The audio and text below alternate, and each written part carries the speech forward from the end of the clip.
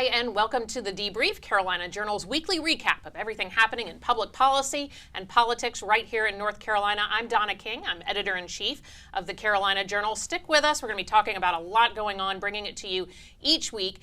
Make sure you like and follow because we've got a lot that we're covering right here at Carolina Journal. Joining me this week with expert insight and analysis, David Larson, CJ's opinion editor, and David Bass, education reporter. And then, of course, on the other couches, we have Teresa Opeka, political reporter covering the executive branch for Carolina Journal, and Dallas Woodhouse of the American Majority. Okay, we've got a lot going on this week.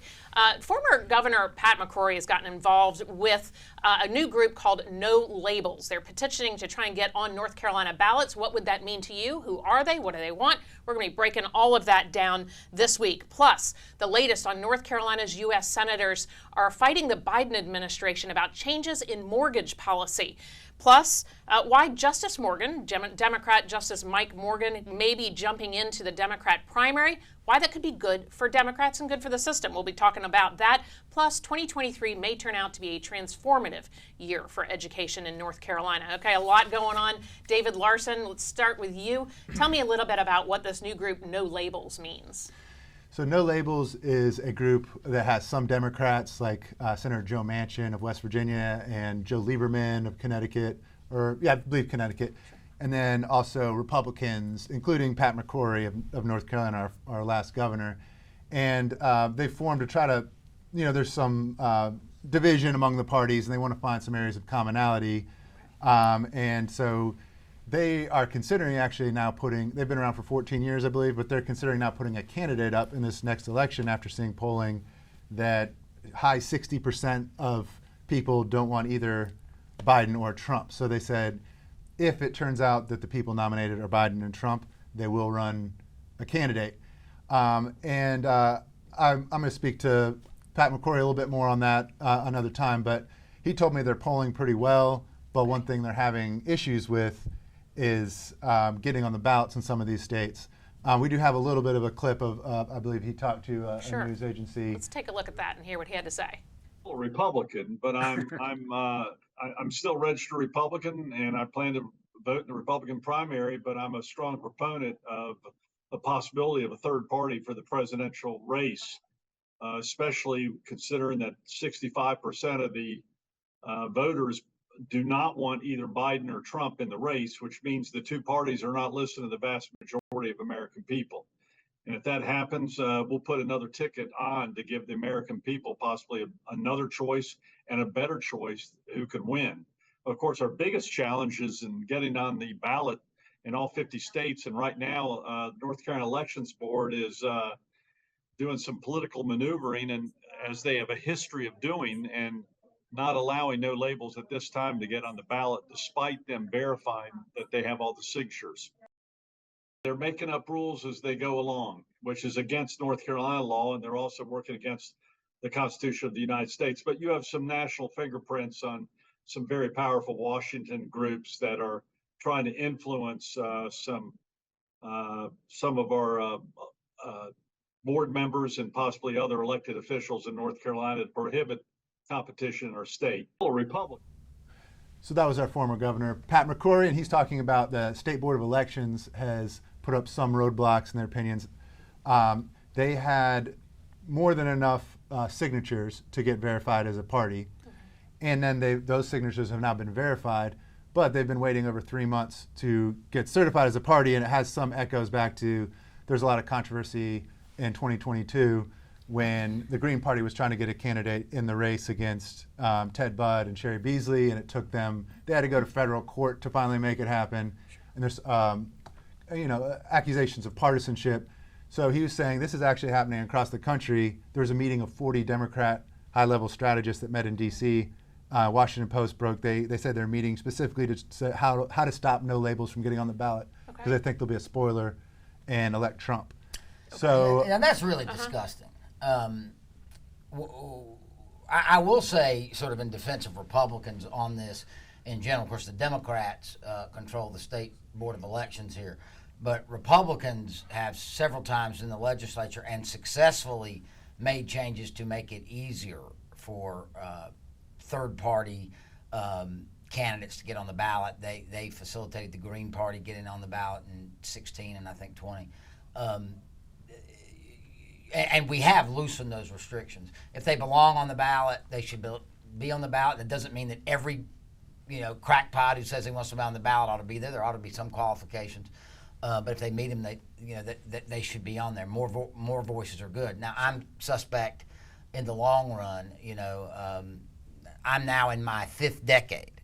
You have to go back to my very first election. I was in college, 1992, to see where a third party for president, last had some real impact, and it was, basically giving the election to Bill Clinton with well less than a majority of votes in most places. Sure. So I'm suspect that this can make much of a difference, but we'll see. Actually, let me follow up with you real quick. You've worked with Pat McCrory over your career. Tell me why you think he's drawn to this movement. Well, I think Pat is frustrated, and I consider Pat a friend. He was really beat up in the Senate election. As being not a good Republican, not a good conservative. And here's a guy that, signed more conservative legislation into law than clearly more than any Republican governor North Carolina's ever had. I mean, he signed tax cuts, reformed the unemployment insurance. And I think, he has said publicly that he's been abandoned by his own party. A lot of that was done. Club for Growth spending all kinds of money against him, and I can understand his frustration. Sure. And he has a right to speak out how he chooses. Interesting, Teresa. You and I have talked a lot about this growing unaffiliated presence in North Carolina. Do you think that that's an answer to this? Because we're seeing polarization in lots of places, North Carolina being one of them. But Republicans have really won the last few elections, and Democrats have been struggling. What do you think this really reflects as the growth of the No Labels Party? I think people are kind of disappointed in both parties. I think this is what you're seeing. As Dallas mentioned about 1992 with Ross Perot being a third candidate, it's more prevalent now that both sides are kind of maybe disgusted with each party. Interesting. But as 1992, we saw, his history might repeat itself where you have a third party candidate and they take away votes from another candidate. But it is the United States of America. They're allowed to do this here. I'm going to push back on one thing there.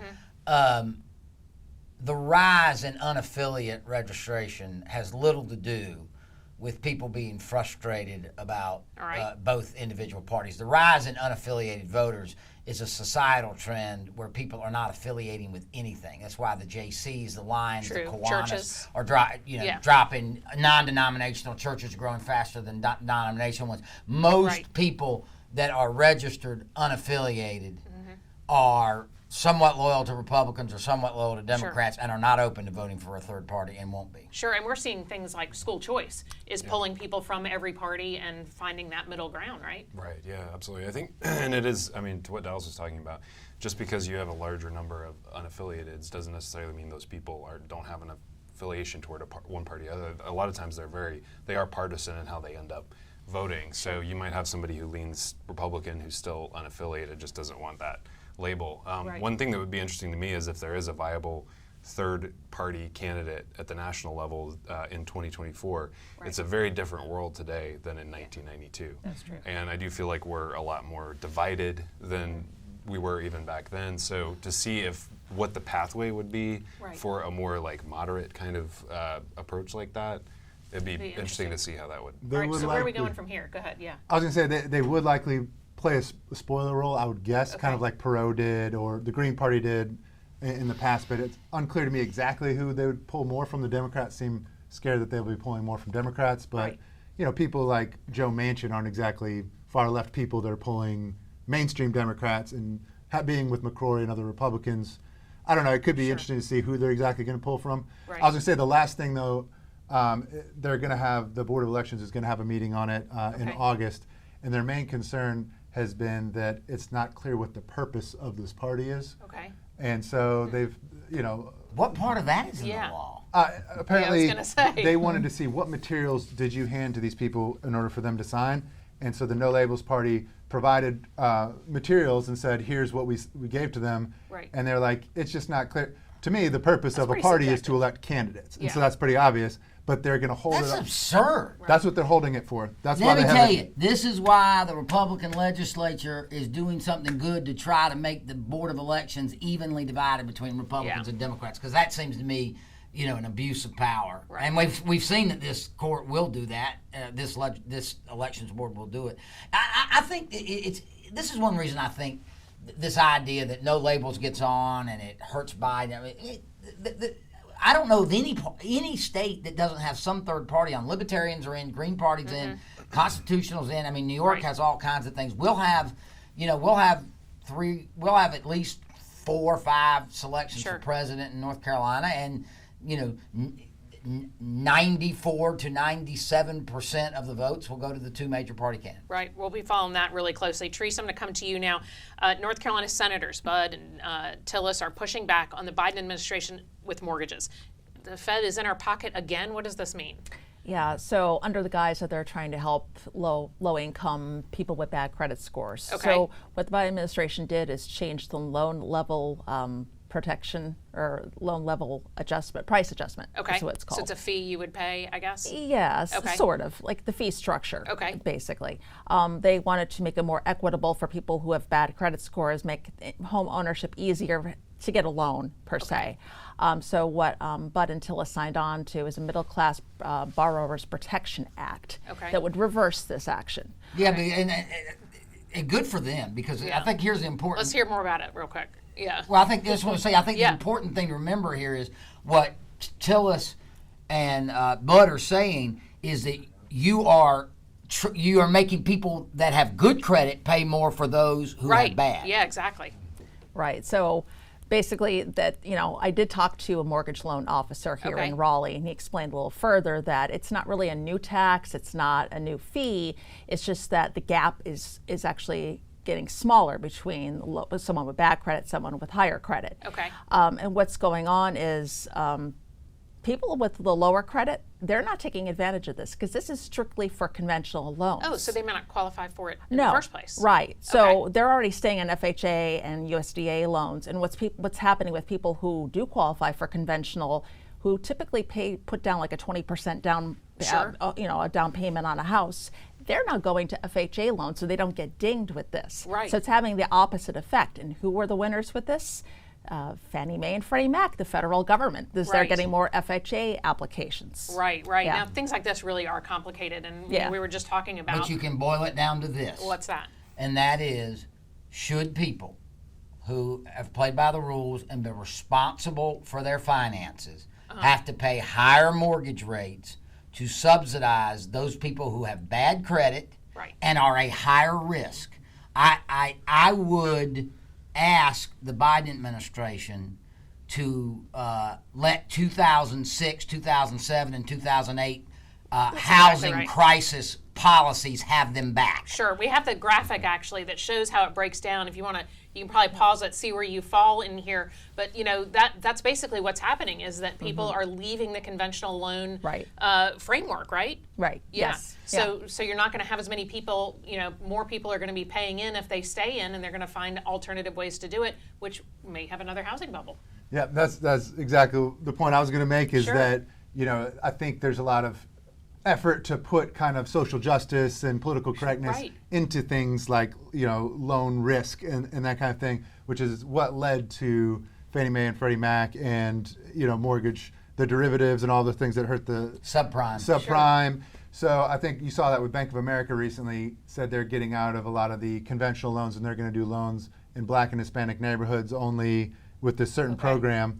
Things like that where you're targeting certain groups to kind of help equity, but it might Sure. be a higher risk to not only, it's also not fair to people, but you also might be adding more risk to the overall market that the could whole crash. system. The housing market, my wife is a mortgage loan assistant, Okay. so she's seeing right now there's a lot of chaos in it anyways. People are having a hard time with the higher rates. Right. Right. And you add something like this in, like a lot of people might not be able to, to get a loan. So. Sure. So when you spread the money around, and those who decide that they're not going to pay into it, you jeopardize the system. Yeah, definitely. Yeah, you kind of you incentivize, people getting loans who might not have got one, and then those end up being riskier to the whole system. So. Okay. David, what are your thoughts? Party like it's 2008. Right. I mean, we're back where, very much reminds me of that whole system back then where it was like, right. People who were being irresponsible got rewarded, and the responsible ones, it was on their backs. Right. So what was that movie? That was such a good movie. I can't think of it. Donna, let's think of the broader implication here. Sure. Especially with the Biden administration, there is a war on the middle class in America. The ones that pay their bills, that act responsibly. They're expected to subsidize things. It falls down to universities here. When the affirmative action ruling was made, what did universities like University of North Carolina decide they were going to do? They're going to take their endowment, and they are going to let some people go to college for free. In an effort to get diversity, but that middle class that is expected responsibility, eventually it falls more to them. The people that pay. This is the problem we have in our political system. It's a problem we see all over, and we hear it from our listeners and viewers. A war on the middle class, the people that paid their college loans, that make their mortgage payments on time, that buy a smaller house so they can make sure they afford it. The government is coming after them and rewarding people who are not as responsible and not playing by the rules, and it's disgusting. So the mortgage loan officer I talked to actually had his own solution. He says no one's asked him, but what he had said, he would do the exact opposite. He wouldn't penalize anybody on the higher end. He wouldn't change anything there, but maybe do a little bit less of I guess people on the lower end of the credit spectrum, they have to pay higher fees, higher insurance, mortgage insurance. They're paying more of a percentage rate. So maybe easing that a little bit for them versus just leaving things in place for those who had the good credit score. He said we're all getting used to having more debt. The country is getting more and more debt. They're looking at doing 40-year loans, something to that perspective. So he says, this might be the better solution is what he thinks. Very interesting. That's a good way to wrap it up. We were just talking about education. Yeah. This is a big year for education. Absolutely. Yeah. So tell me what your thoughts are about that. So as the session of the General Assembly keeps rolling along, I think what it's shaping up to be is a really monumental year for changes to education in the state of North Carolina. So there have been a number of bills that are either passed or close to being passed, or a veto overridden on them. There's the expansion of the Opportunity Scholarship Program that would basically make it universally available to all income levels in a tiered way, where the lower income was still prioritized, but it was available to everyone.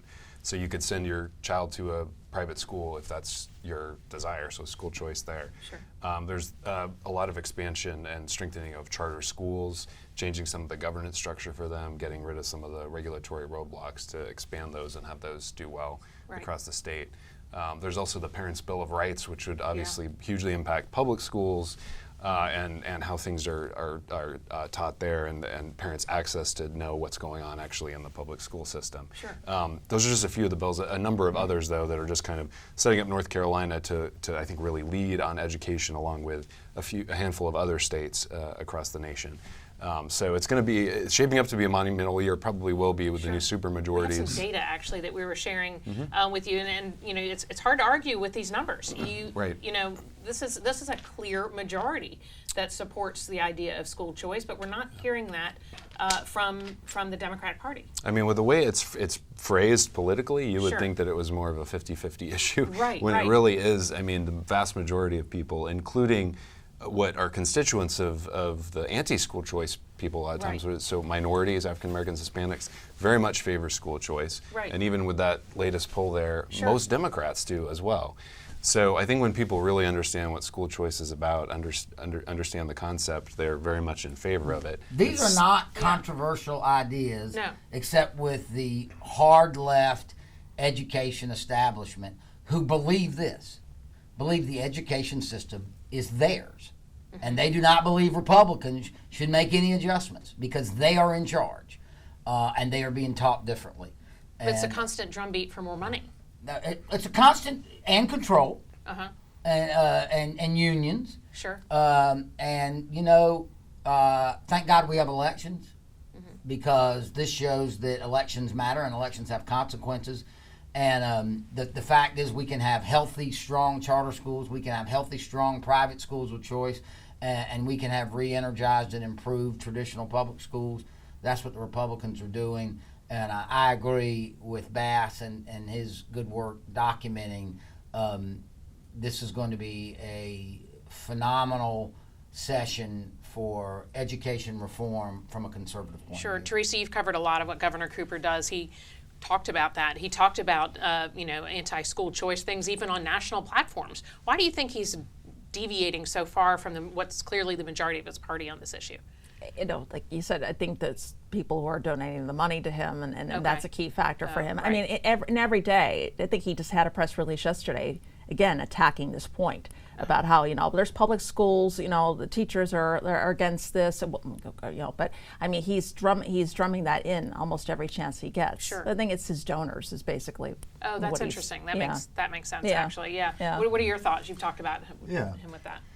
Well, I was just thinking on a wider perspective, Sure. As things are changing, it's just kind of like, it's an exciting time just to see, like, just trying to imagine, having young kids just Right. looking out, like, what is school the dynamics of that going to look like Sure. in 10, 20 years? It is exciting. Because, growing up, pretty much everybody went to public schools. You had some Right. of the wealthier kids in your neighborhood might go to a private school, or some people homeschooled, like David Bass's family. And, they're kind of mysterious. Well, they thought that he was weird, man. You know? But now I think the public school Sure. has sort of lost a lot And of charters people's... are public. That's and, important to and charters are remember. public Yeah. too. But I Yeah. think they've lost a lot of people's trust, both in the COVID time and with... It's sort of been politicized because you're talking about the establishment. Right. Those people have kind of broken that mold the way it had been, where a lot of people I talk to are just lost faith in that public school system, and they're not going Right. to send their kids, whether they do a private school or homeschool, charter school, which is public, like you're Sure. saying. But I think that's really changed the dynamic. So it's exciting to see, like, what's it going to be like It is. in a decade? Where it's not going to be a monopoly by the government schools Sure. like it has been. Well, y'all have young children. Dallas and our kids are, teenagers. We're reaching the end of the K-12 portion. I feel like your generation of young parents sees choice in consumerism differently than past generations have. You're used to getting Amazon in your doorstep, and you're used to being able to eat wherever you want, and 10 different choices of cell phone 10 plans. different choices of everything, right? So the idea that you have to go to a school based on your address isn't really political in that young parent. Yeah, I think that's a big thing, just kind of having that option. And Sure. if you're a free marketer like we are, you think that improves things. Right. It brings costs down, it improves quality. If you give people choices, because if they have a bad option, they leave there, and those people have to think about why. Right. And so I think that really helps the whole system to put in some choice and options in there. Very Let's interesting. be honest. Drag time story hour for kindergartners has not helped the No, cause of the it has traditional not. public schools.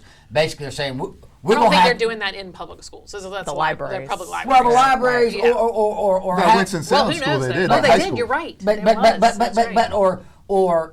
the sexualization of second graders and sort of these cultural things where you're saying the public schools are going to do this and the parents have no choice Right. but to send them there is an intolerable answer for parents across I'm the not going to country. let my child be the social experiment. The way that those mothers have been treating who see those pornographic books and they go up to the school board meeting and they complain, and you see on social media those women are treated like they're Nazis or something Right. for saying, yeah, we don't think the second graders should be reading this pornographic book. Right. They're like, they'll have these book bans, they call them, when really Sure. they just don't want. Right. I think that their main mistake was making the public schools a partisan issue. Yeah. Because once you've done that, we don't have a Don't want a part of uniform it. public school anymore. Well, that's Yeah. right. But I'll say this. This is why I think the opportunity scholarships should. We know this. One reason the liberals and the elected Democrats fight them so much is because once they go in place, they'll never get rid of them. Mm-hmm. The parents will like them. But this should de-escalate some of the political wars in our public schools. Because in other words, if parents that feel really strongly that they ought to be able to have some influence or send their kids to some place where traditional values are respected, and they're able to do that, then there won't be as many fights over what's happening in public schools. And David, the teachers have really been caught in the middle of all of this. I feel like most teachers I know don't really have an agenda when they walk in the classroom. They're there to teach math and whatever else they're there to teach and be a part of these kids' lives. So they've got caught in the middle. Do you Yeah. feel like we're seeing absolutely. teachers respond to that? Yeah, no, absolutely. I mean, I think it's a case where, you have a lot of teachers at private schools. I mean, you see they want to be there. They Sure. really want to be there. They believe in what's being done there, what's being taught and all that. And then in the public schools, there's more of an issue of all the political turmoil. And a lot of times teachers, I feel like they don't feel like they can be honest if they Right. have a different viewpoint on something. Sure. So again, to what we've been discussing here, school choice solves a lot of these issues because I see a lot of times the left will go against a lot of these smaller private schools because they might be religious or they might teach a different type of curriculum. Like Sure. that's what it's about. Those parents want that. Sure. That's the solution to the fight. If you want in Chapel Hill to have a different type of school that teaches different things, do it. you can. That's Right. what it's about. The plurality of options, and I thought that's what Yeah. That's what we liberal want. thought was supposed to be about, but I guess Yeah, not. exactly. Well, and So- it gives teachers, if it grows, it gives teachers other places to work. Exactly. Very interesting. All right, Dallas, I'm going to come to you. You wrote in the Woodshed this week about Associate Justice Michael Morgan maybe jumping in the governor's race. Is that what we're hearing? Yeah, it looks like Justice Morgan, who his term ends next year, and he's already announced he's not running again, in part because he would be, in a couple of years, faced with mandatory retirement at 72 years of age, may get in and challenge Josh Stein in the Democrat primary for governor. My reporting shows that it is more likely than not. There's a possibility he changes his mind and runs for attorney general, but I think he's going to run for something. But the premise of my column was that this is a good, a good development for Democrats in this sense. I'm sure, Attorney General Stein would rather not have a primary, but primaries are really important in a way that they draw in unaffiliated voters. Really exciting primaries.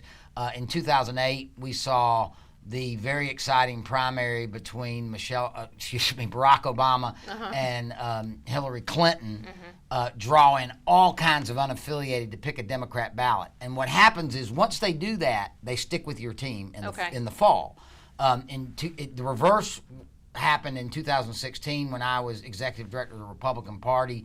We had the really exciting primary between Trump, Ted Cruz, John Kasich, whereas Clinton had already been decided, and we drew in a lot more unaffiliates to choose a Republican ballot.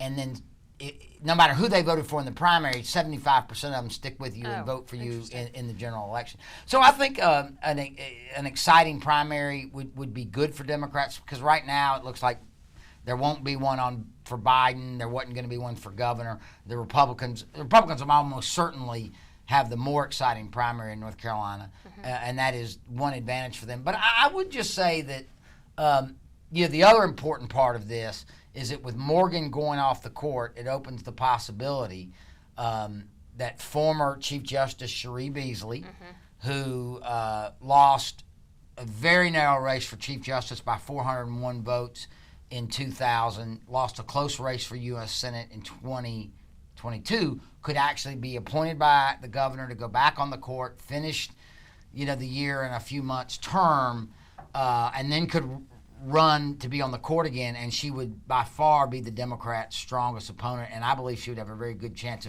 of for the first time in several years, winning a major court seat for Democrats. So I actually think things are looking good for Democrats in 2024 in North Carolina. Sure. So, Teresa, what are your thoughts on? Do you think it would be Cherie Beasley that Governor Cooper would appoint? This would be his responsibility. Right.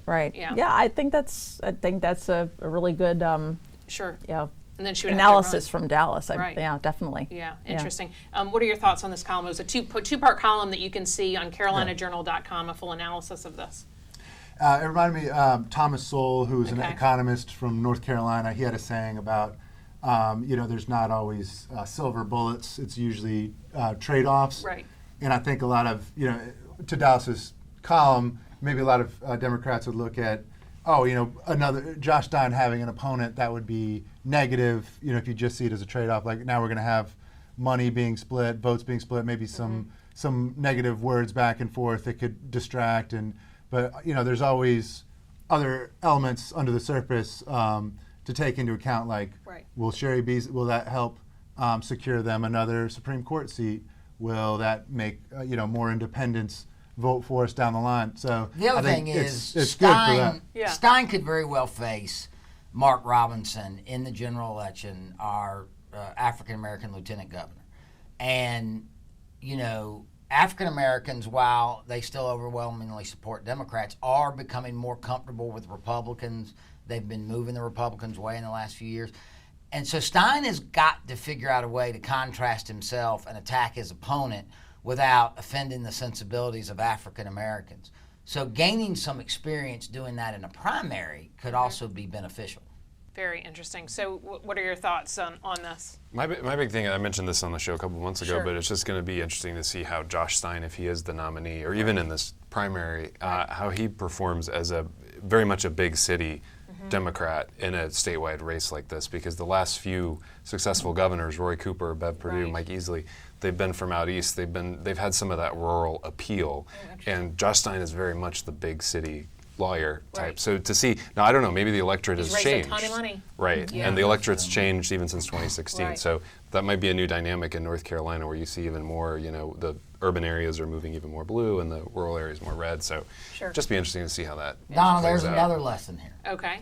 Nothing's ever permanent in politics. No matter how high, I mean, the Republicans were high as a kite in 16, won a lot of stuff. 18 was bad, 20 was bad.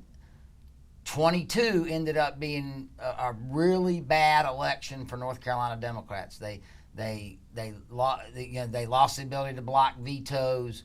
You know, there's going to be good and bad for both parties in 24 in North Carolina. Right. Republicans will most certainly retain the legislature, and because they're going to be drawing new districts, they'll probably pick up some congressional seats.